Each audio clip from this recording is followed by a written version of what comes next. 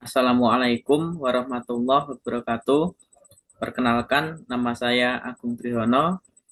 Pada video kali ini, saya akan membahas tentang tugas mata kuliah dalam mata kuliah Ekonomi Mikro dengan judul Kebijakan Ekonomi Mikro dari Era Reformasi hingga saat ini. Mata kuliah ini dengan dosen pengampu Bapak Joko Suharyanto, SEMM, CPOD.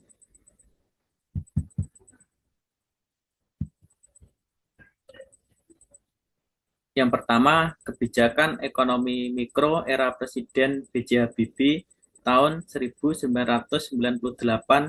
hingga 1999 dengan salah satu kebijakannya yaitu program pemberdayaan rakyat.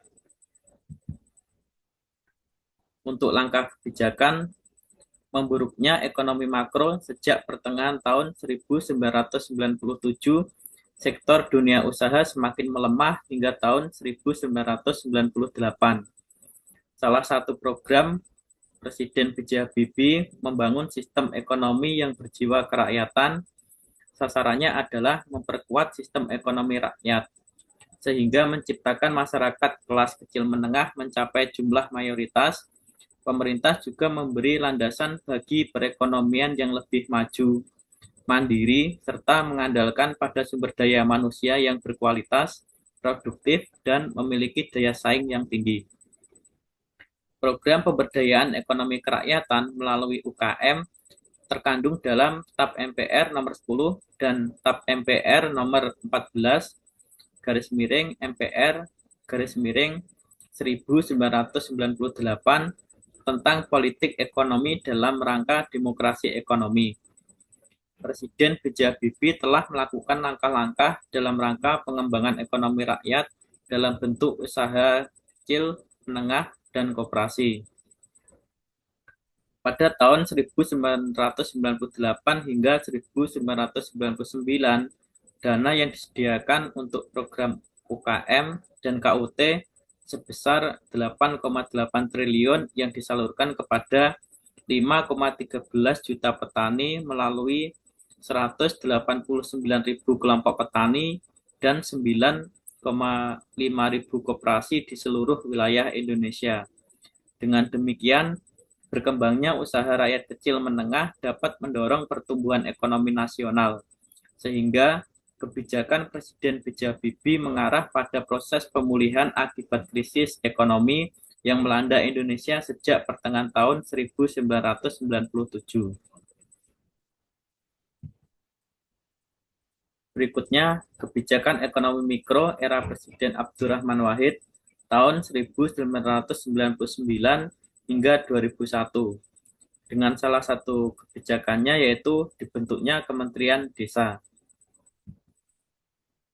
Langkah kebijakan pada era Presiden Abdurrahman Wahid tahun 1999 hingga 2001 dibentuknya Kementerian Desa, Pembangunan Daerah Tertinggal dan Transmigrasi atau PDTT dengan membuat 4 program unggulan desa seperti Prukades, Bumdes, Embung Desa, dan Sarana Olahraga Desa. Namun kunci dari suksesnya pembangunan desa adalah partisipasi masyarakat itu sendiri. 4 program unggulan desa tersebut sebagai upaya untuk meningkatkan ekonomi kerakyatan dan membangun Indonesia pinggiran. Selain itu, merealisasikan penggunaan dana desa untuk pembangunan infrastruktur di desa-desa melalui dana desa ini sudah sangat membantu masyarakat desa untuk meningkatkan taraf hidup mereka ke arah yang lebih baik dan mandiri.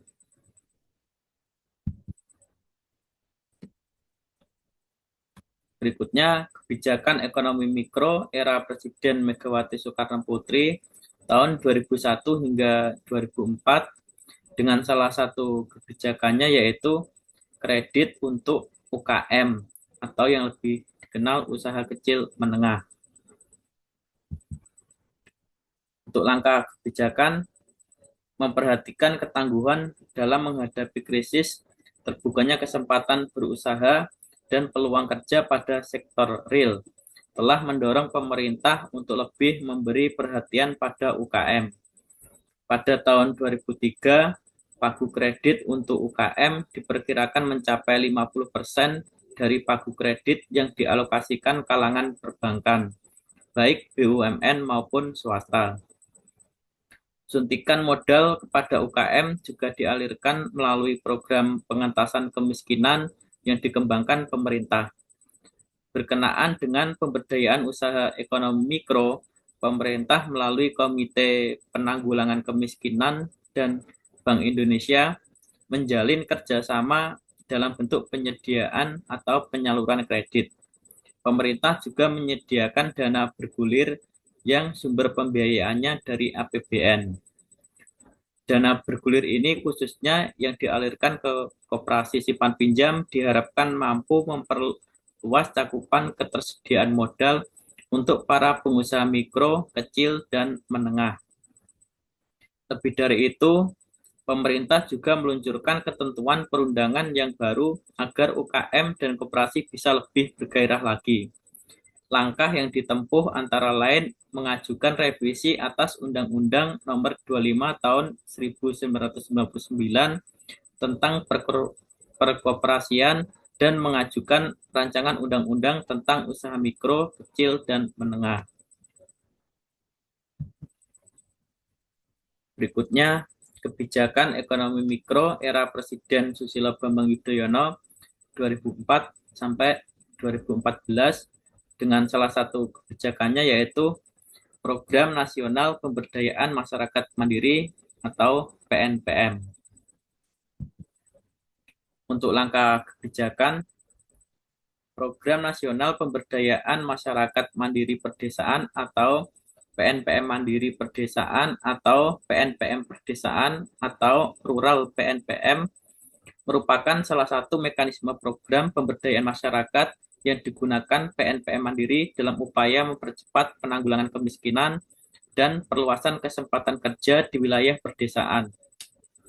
PNPM Mandiri Perdesaan mengadopsi sepenuhnya mekanisme dan prosedur program pengembangan kecamatan atau PPK yang telah dilaksanakan sejak 1998. PNPM Mandiri sendiri dikukuhkan secara resmi oleh Presiden RI pada 30 April 2007 di Kota Palu, Sulawesi Tengah. Program pemberdayaan masyarakat ini dapat dikatakan sebagai program pemberdayaan masyarakat terbesar di tanah air. Dalam pelaksanaannya, program ini memusatkan kegiatan bagi masyarakat Indonesia paling miskin di wilayah perdesaan.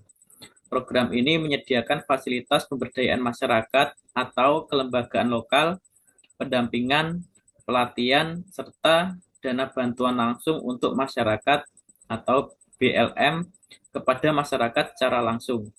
Berdasarkan dana BLM yang dialokasikan sebesar 750 juta sampai 3 miliar per kecamatan tergantung jumlah penduduk.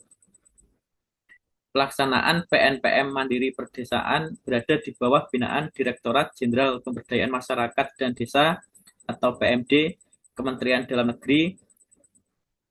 Program ini didukung dengan pembiayaan yang berasal dari alokasi anggaran pendapatan dan belanja negara atau APBN, alokasi anggaran pendapatan dan belanja daerah atau APBD, dana pinjaman atau hibah luar negeri, dan sejumlah lembaga pemberi bantuan di bawah koordinasi Bank Dunia.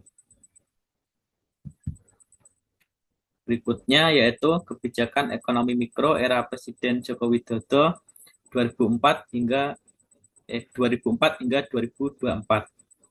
Dengan salah satu kebijakannya yaitu kebijakan UMKM atau menggratiskan pajak bagi wajib pajak perseorangan pelaku usaha mikro dengan omset sampai dengan 500 juta per tahun.